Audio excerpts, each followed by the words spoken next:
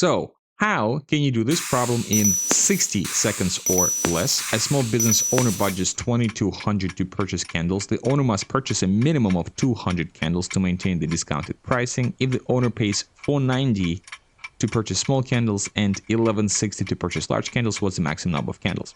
So we have to do 4.9 times 200 minus x plus 11.6x is equal to 2200. So 11.6x minus 4.9x is equal to 2200 minus 980. All we have to do is to divide 1220 by 6.7. I gotta do this on the calculator.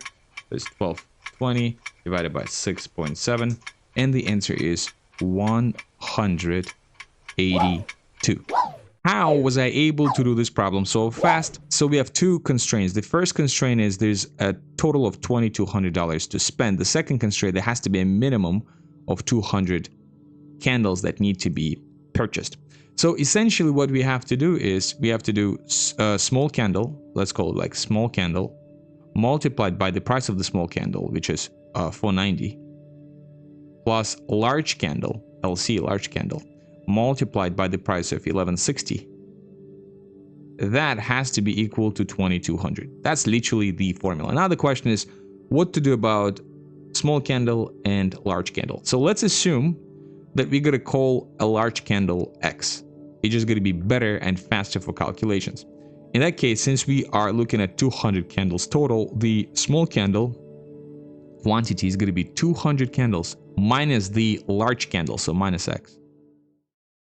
So I think that is critical. If you're able to get to this equation, you really know how to solve the rest of the problem. So let's just now rewrite it. So it is 4.9 times 200 minus X plus 11.6x, and that is equal to 2200. Now from here on, we just have to simply solve for x. How to do this? Let me change the color.